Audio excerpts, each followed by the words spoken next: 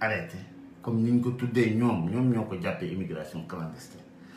mais jàpp nañ ne doomu aadama bu nekk suuf si yàlla moo ko moom nit ku nekk foo bëgg a dem ci àdduna bi war nga am sañ-sañu jóg dem fa sans benn contrainte ñu di la ko teg nit tubaab bi amee sañ-sañ ñëw Afrique saa su ko neexee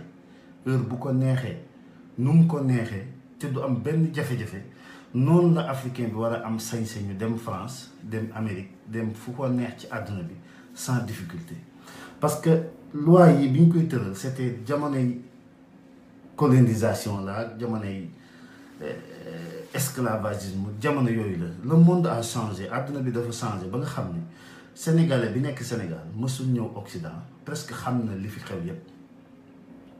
te xam na ni Occident li ñuy prôné mooy la démocratie la liberté d'expression les droits de l'homme mais mënoo di prôné acte yooyu ba pare bëgg ne yow kuy ñëw sama dëkk man maay seet maay tànn ñii ñëw sama dëkk ak ñu fa du ñëw mais man sama waa dëkk bu ñu bëggee dem ci àdduna bi fu leen neex mën nañ fa dem sans problème passeport la rek léegi nag suñu autorité africaine yi ñoom ñoo war a am fulla ci seen bopp parce que man mënuma concevoir yow en tant que dirigeant africain nga mën a permettre un français wala un américain wala un hollandais wala ku mën a doon ñu mën di dugg si sa dëkk nu mu leen neexee fu mu leen neexee ak jamono bu mu leen neexee ba pare yow ñooñu waa dëkk boobu di interdire sa waa dëkk ñu mën a circuler ci dëkk yooyu lépp foofu la dale xam naa ne nag combat bu gëw ma ne xëy na en l'an 3000 xëy na dina changer mais pour le moment yaakaaruma ne dina mës a changer parce que xas nañ ba imposer ko les africains ba ñu accepter ko comme ni ñu leen imposé woon colonisation demo ak esclavage ak yooyu noonu lañ ko imposé waat bu ñu ñëwee nag ci suñu Sénégal nga xam ne yàlla dimbali nañu ñu am lépp Sénégal am na lépp am nañ or am nañ diamant am nañ zircon am nañ pétrole am nañ 700 et quelques kilomètres de côte am nañ géej gu ne yàmbalan am nañ ni ñu ko waxee sax suuf su yaatu ñu waroon a mën a exploiter ces ressources là defuñu ko dañoo jël ressources yooyu hypothèque ko am ñu ciy tedd ak seen njaboot ak seen am di jàmm le bas peuple les citoyens simples continuer di dund pauvreté foofu la ñu fiy commencé tant que séddale bi yemoon faaw mu am ñu ne ci kaw am ñu ne ci suuf te ñooñu li tax ñu ne ci kaw ñu ne ci suuf ñoo tax ñu ne ci kaw ndax ñii nga xam ne ñooy nekk di jéem a raisonner nit ñi ak di jéem a indi explication bu ñu soxlaa fi ñu nekk fi ñu toog noonu bañ ko soxlaa dañoo wàcc ba ci suuf fekki askan wi nga xam ne mooy les Sénégalais lambda ñu wax leen lu tax ñu am ci ñoom confiance dénk leen place boobu. Je pense qu'une grande partie de cette responsabilité ñooñu la parce que boo nekkee kilifa ci état bu Sénégal ñu dénk la ab secteur la nga war a def defoo ko ca donc leneen lu ciy conséquence rek yow yaa ko war a empoché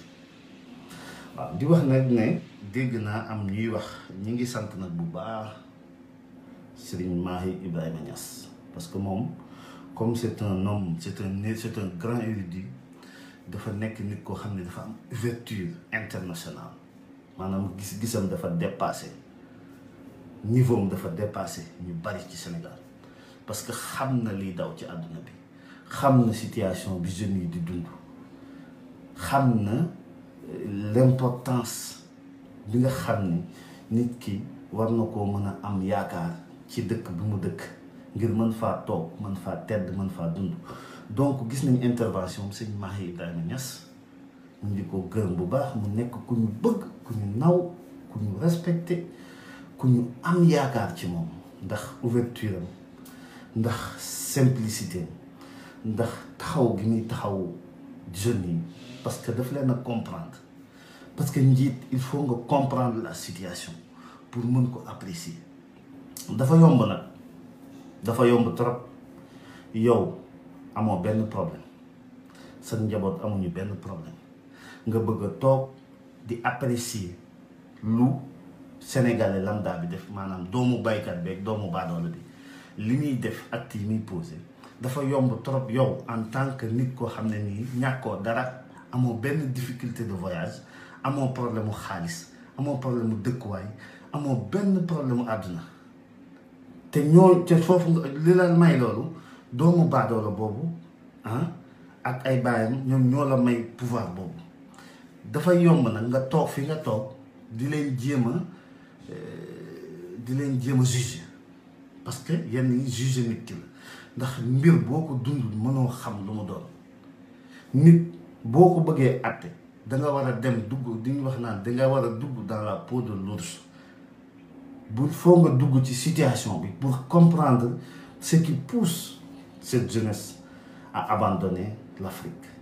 Problème bi dafa profond te les responsabilités sont là mooy les autorités africaines ñoom ñi nga xam ne ñoo war a liggéey dëkk bi jox environnement bi jeunesse bi ba ñu mën ci tedd mën ci dund ci anam yi gën a sell anam yi gën a rafet duñu ko def dañuy jël tayle suñu géej gi jaay suñu pétrole bi jaay suñu suuf si jël xaalis boobu def ci seen poos ñuy tedd ñoom ak seenu njaboot ñàkkuñu dara buñ bëggee dem France dagg billet dem ndax ñu ci bëri ay nationalité étrangère lañu yor wala ñu yor passeport diplomatique bu ñu bëggee dem fu ñu bëgg a dem fa lu ñu bëgg a jënd ko donc kooku il n'est pas apte di joxe xalaatam ci loolu parce que li tax mu war a bañ a joxe xalaatam mooy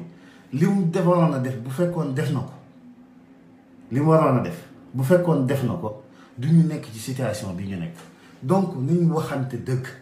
Sénégal dañoo mën a bàyyi jaan ba mu romb ñu topp ci dóor problème immigration ci sama xam-xam bu gàtt yaakaar naa depuis 1989 la nit ñi commencé di jël désert bi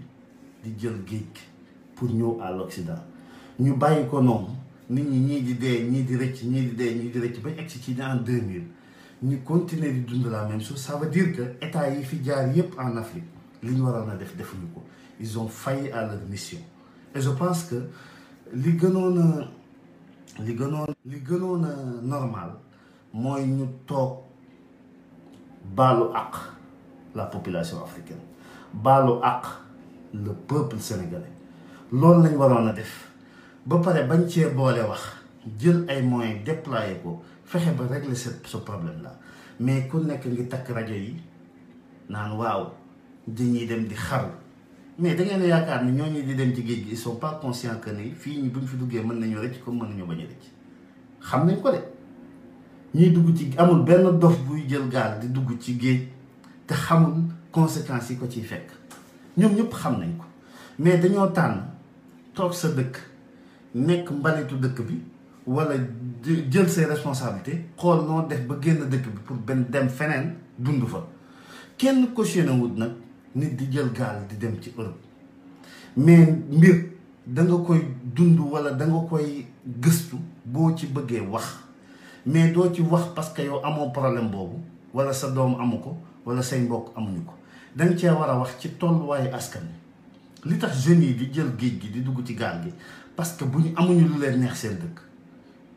ndax leer na leen leer yàlla ni boo duggee ci géej gi mën ngaa dee comme mën ngaa dund xam nañ ko de bu leen yaakaar ne yéen a leen gën a muus li ngeen di xalaat nii ñoom xalaat nañ ko bu yàgg xam nañ ni ku dugg ci géej gi mën ngaa dund ko mën ngaa dee gannaaw bato ngay dugg muy këpp waxuma la ak gaal xam nañ ko mais amuñu pexe dañoo sës ci miir bi parce que boo naree nekk Sénégal di sàcc ay ginaar ak di sàcc di jaay drogue ak di def yenn délinquance yi ñu di la jàpp di la sànni ci kaso bi nga di fa def ay fukki at ay ñaar fukki at di perdre sa temps dañ naan li ma nar a dem di sàcc ginaar ñi di ma tëj presque sama gir dund balaa caag ma risqué ci géej gi su ma àggee salaamun su ma àggul ma xam ne loolu la yàlla def di sama destin noonu la ñuy raisonné ñoom yow mi nga xam ne nag nam moo dara amoo benn problème ci àdduna foo bëgg a dem fa jël ndànk sa billet avion yor sa poche bu fees dell xaalis nga dem fu la neex ci àdduna bi di dund comme un roi alors que xaalis boobu ngay dundee alalu ñooñu noonu di dugg gaal yi la dama ne nañu Sénégal yi nañ delloo si waat seen xel lii nii yàgg na ci Sénégal yàgg nañoo jël désert bi di jël gaal yi te jéemuñu ci dara toog ba léegi nag ngay jéem a àtte ñi koy def ak di leen sanctionné di leen yóbbu safara ak di leen yóbbu feneen. képp ku jël gaal gi dee ci di doomu Sénégal bu demee safara fukki fan yow na la leer ne yow mi toog waroon koo régler di nga fa dem ak ndax nag dëgg neexul doo jël alalu askan wi lekk ko ni jeunesse bi nekk fi amuñu liggéey di dee xiif amuñu espérance seen avenir incertain nga lekk xaay bi di noos ak seen njaboot ñuy dem fu lu ngeen sox namm toggantu ko ba pare ngeen bàyyi doomu jàmbur yi ñuy jël gaal gi dee ba pare nga wëlbati ko naan doom ku ci dee safara nga jëm ñoom bu ñu demee safara ñoom fukki fan yow da nga fa dem ak parce que alal ji ngay lekk boo fekkoon def nga ko fa nga war a def ñooñu du ñu jël gaal gi di dee ci géej gi wax ji loolu la au lieu que ngeen nekk fii di justifier di sanctionner wala di jéem a yóbbu nit safara wala aljana wala ngeen jéem ko di ko atte ngeen wax ak ñi ngeen war a waxal moo gën wax ak ñi jiite réew mi ñu jël alal réew mi def ko ci réew mi ñuy xool contrat yi ñuy signé ñu bañ a jël suufu askan wi di ko jox multinationales yi bañ a jël alalu askan wi di ko saraxe ci àll bi loolu lañ war a wax ni ko Cheikh Mahi Ibrahima Niass defee loolu mooy taxawaayu kilifa da ngay taxaw wax ak ña nga war a waxal kenn waxul sax nga dem ci télé bi naan Macky Sall nii wala Macky Sall naa mais war nga koo mën a woo ci roq ne ko ah sëñ bi kat ñii boo gisee ñuy jaar ci ndox mi ni nga gérer dëkk bi dafa des jéem a la yokk sa góorgóorlu ci wàllu emploi wala ci wàllu industrialisation du pays loolu lañ war a def mais toog ci télé bi di jéem a juger kuy jël gaal mu leer na la yow sa doom du jël gaal parce que bu bëggee passeport diplomatique am ko sa doom du jël gaal parce que lu ma leer mi ngi ak nationalité américaine wala français wala feneen loolu dafa yomb trop nga toog fi nga toog namoo dara di àtte doomi baadoola bi jël gaal gi ngir bëgg a dem tekki ji amul kenn koo xam ne nii dina dund ci dans le luxe di jël gaal di naan da ngay dem Europe amul wax bi dañ ko war a wax mu teg ko ci place accepter ku nekk jël ses responsabilités loolu mooy dëgg mais li ngeen di wax nii di jéem a marginaliser nit ñi di leen jéem a minimiser di leen jéem a àtte ci sa xalaatu bopp alors que yow ñi ci bëri ñuy wax bu ñu defoon lañ war a def situation bii ñuy dund tey duñ ko dund donc nañuy jóg ci suñu bopp Sénégal nañuy jóg ci suñu bopp àdduna bi léegi dafa changé changement bi nag ku ci yeewu wut doo ci génn li ndongo la doon wax rek boo yaroo yeewu woo alalu borom barke ngay doon man duma nangoo nekk alalu benn borom barke duma ko nangu pour lan fii kenn gënul kenn moom koy da di ne day am ñu sàmm seen ngor ak ñoo xam ne amuñu ngor mais kenn gënu fi kenn ñi jiite réew mi seeni doom gënuñ doomu paysan bi booy seet sax doomu paysan bi leen ëpp valeur ndax lu tax ñoom foofu ñu nekk paysan bi moo leen fa yóbbu nañu delloosiwaat suñu xel alalu askan wi ku ko lekk yàgg ki dee ci géej gi ngay yóbbu safara yéen a yam ku ko lekk nag alalu askan wi ku ko lekk ku ciy dund na la leer na kii dee ci ki jël responsabilité am dugg ci géej gi ba dee ci moom mi nga àtte ba yóbbu ko safara yéen ñaar yéenay bokk nekk safara nit ñi Sénégal du ñuy bàyyi li ñu war a wax ak ki ñu war a waxal di wax ak ñeneen loolu lañu war a bax amul benn sénégalais bu conscient bu normal bu nekk Sénégal am li mu bëgg ba pare di jël ay gaal di dem ci géej gi amul booy dem ci géej gi kay ngir bëgg a tekkee tax bu fekkee am nga condition yu baax yooyu dundee sa dëkk mën am liggéey bu décent mën ci dund looy dem di sacrifier sa bopp ci géej gi loolu man gisuma ku nit ko defee noonu ku koy def ku jël responsabilité dugg ci géej gi rek parce que xool nga ba xool xam ne amatoo beneen pexe bii rek moo fi sës nga def ko parce que boo demee ci kaso yi doomi baadoole yi rek a fa ne kese ci sàccee ganaar sàcc yu ñàkk fayda la ñuy jàpp sànni leen ci biir kaso bu fàtte leen fa seen ndey yi di yéeg ak a wàcc seen baay yi di misère ba dee seen ndey yi di misère ba dee nga jël sa doom yow teg ko ci condition yu baax namul dara fu mu bëgg a dem ci àdduna dem lu mu bëgg a jënd ko am ay milliards ci compte di ci noos alalu askan wi yow doomu baadale moom nga jël ko sànni ko ci kaso bi te booy xool bu ñuy xas doomu baadoole yi rek la ñuy xasal doomi baadoole yi rek la ñuy xas comme ñoom amuñu dara ñoom tekkiwuñu dara ñoom ñooy mbalitu dëkk bi li ñu war a wax duñ ko wax ñi jiite dëkk bi bu fekkoon alalu dëkk bi def nañ ko ci dëkk bi nit ñi duñ jël gaal yi di dem di dee ci géej gi kilifa yi nga xam ne ñooy wax ñooñu lañ war a waxal wax ji foofu la amee njëriñ ni ko Cheikh Mahi Ibrahima Niass defee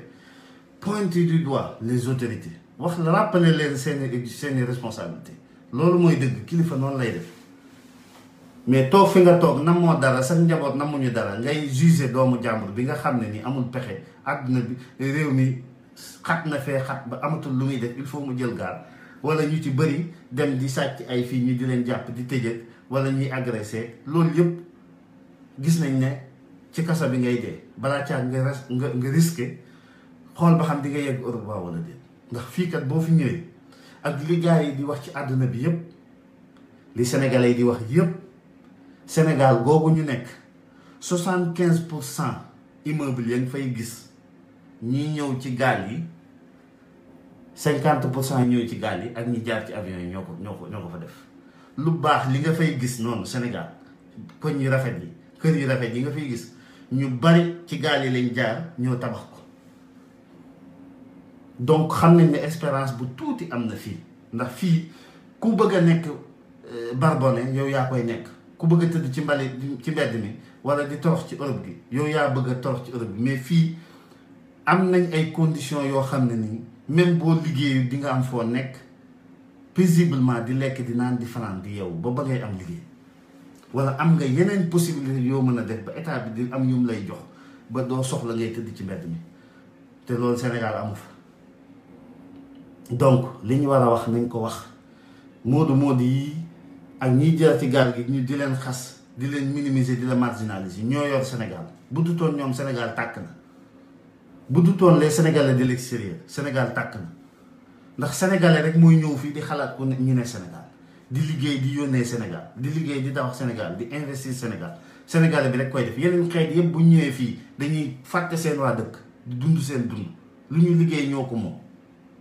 sénégalais rek kay ñëw fi def fi 10 ans lim liggéey yëpp 70% wala 80% mu yónnee ko Sénégal investir ci wala mu tabax ci kër léegi ngeen bëgg a yeb sénégalais boobu jaaree ko ci ñi nga xam ne seen espérance de vie jeex na ci Sénégal amatuñu pexe mënuñoo jël avion ndax ambassade boo fa demee duñ la may visa li tax duñ la may visa nag yàpp suñu sénégalais yi rek yàpp autorité sénégalais yi rek la yàpp sénégalais bi rek la parce que ñoom seeni doom yi bu ñu demee seen ambassade yi ñu pour ñëw Sénégal dañuy ñëw facilement duñ leen sonal ci dara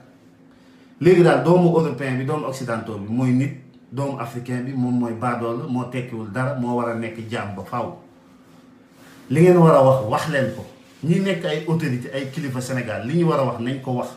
nañ wax ak état bi mu changer doxalin mu fexe ba conditions yi de vie yi amélioré wu loolu mooy wax bi mais du ngeen bàyyi li ngeen war a wax wala da ngeen a ragal autorité yi bu fekkee da ngeen a ragal autorité yi ngeen wax ñu mënoo bàyyi li nga war a wax ak ki nga war a waxal di wax ak koo xam ne nii amul benn possibilité amatul espérance jaaxle na ban sénégalais nga gis mu bëgg a dem ci géej gi di dee amul bu amee rek c'est parce que am na lu ko conditionné loolu ko conditionné nag loolu ngeen di fexe état bi réglé ko fexe ba industrialiser le pays fexe ba ressource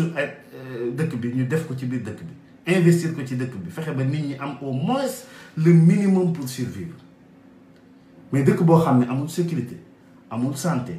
amul économie bu baax amul éducation bu baax amul dara lu fa dox lu loo mën a teg baaraam ne lii kat secteur bii moom vraiment macha allah amul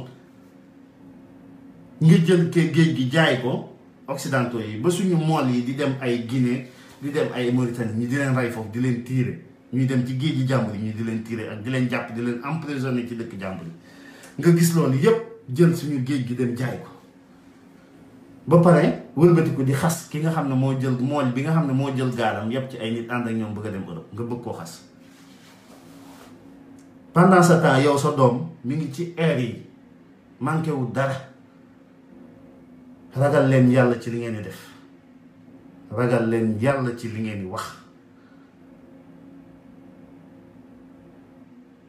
yéen ñuy wax ñu ci bari dañoo toog ci situation yu baax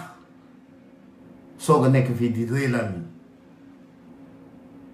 bu fekkoon dëkk bi alalu dëkk bi def nañ ko ci dëkk bi doomu dëkk bi du ñu jël ndox mi di dem ci géej gi loolu mooy dëgg leneen lu waay wax dangaa naa feqale mais li nga war a wax waxoo ko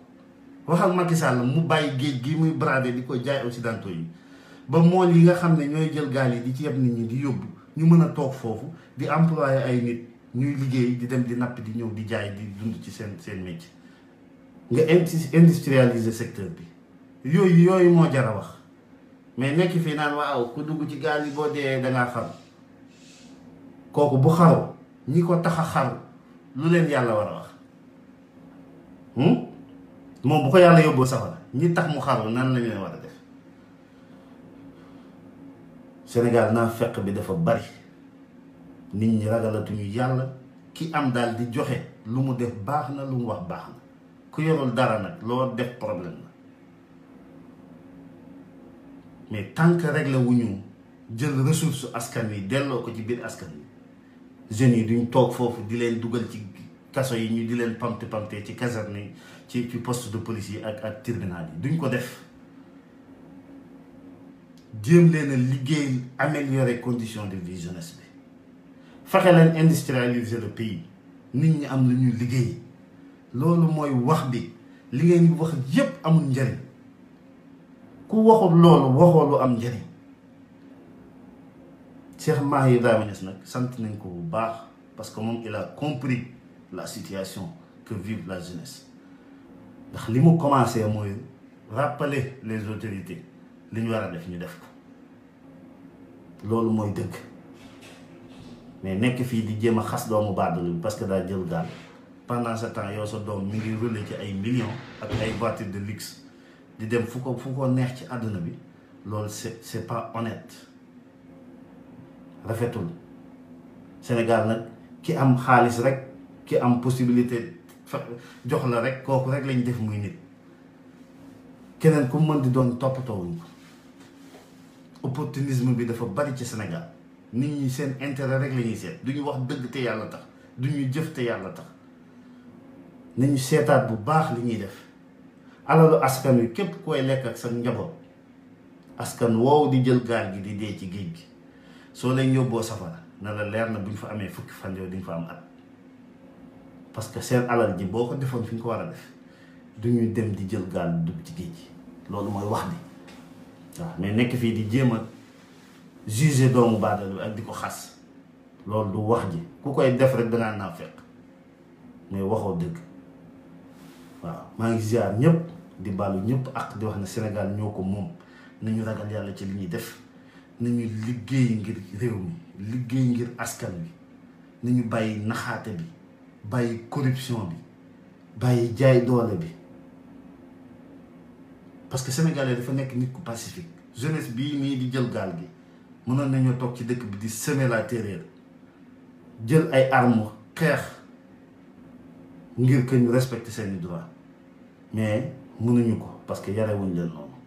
léegi nag ni ñu mën a def mooy fexe ni ñuy def ba génn dëkk bi te comme tëj nañ avion yi tëj aéroport yi am beneen pexe amu fi su ngeen bëggee loolu dakk da xam naa ne du ngeen mës a wax européens yi ne leen suñ doom yi bu ñu bëggee ñëw seen dëkk duñu jël visa du ngeen ko mës a wax waaye nag ngeen ko fexe ba instaurer situation boo xam ne ni jeunesse boobu dinañ mën a toog seen dëkk di mos as tuut di mën a am yaakaar waaye ku mosul dara mënul am yaakaar ñi ngi baalu ak ñëpp wax ji ñuy wax nag dañoo xam li ñooñu di dund ndax ñun ñi nekk à l'extérieur bu ñu sañoon suñu dëkk la ñuy toog di fa tedd di am li ñu bëgg mais comme ñëpp amuñu possibilité boobu ndax permettre ñu ñëpp am possibilité boobu ku ci mën a jaar foo mën a jaar ba rëcc da nga koy jaar dem seeti feneen foo mën a nekk loolu rek mooy wax bi. léegi nag autorités yi nga xam ne ñoo mën a wax ak ñii ñu war a waxal nañ wax ak ñoom ci fulla wax leen dëgg moo gën ñu nekk di xas baadoolo bi di xas jeunesse bi lu nit ñi di leen ko wax. Sénégal bu fekkoon mën nañ faa toog tedd ci anam yu sell ñëpp dañ fay toog tedd mais boo gisee nit ñi di préférer di changer dëkk c'est parce que leer na leen ne fii mënuñ fi am espérance de vie loolu mooy wax bi nañu bàyyi jeunesse bi ñuy xas ak di leen marginaliser te ñu wax dëgg état bi mu jël alal réew mi def ko ci réew mi mu bàyyi suuf si muy bradé géej gi muy bradé loolu mooy wax bi mais leneen lu waay wax danga wax rek ngir sa intérêt bopp mais waxoo te yàlla tax ñu ngi jéggalu ñëpp nag li ñuy wax yëpp ngir mooy li ñu doon répété rek ci li passé nañu fexe réew mi changé loolu rek moo jur lii waaw ñun nag yaakaaruñ ci duñu doon alal benn borom barke duñ ko nangu parce que ndeyu kenn gënul ndeyu kenn bàyyi kenn gënul bàyyi kenn teraanga ji nga yor ci kaw askan wi yàlla ko jox kon seet ci yàlla nga liggéeyal askan wi maa ngi ziar ñëpp di baalu ñëpp ak yàlla sàmm jeunesse bi dimbale ñu ba teg ca Sénégal koo xam ne nii dina xalaat population bi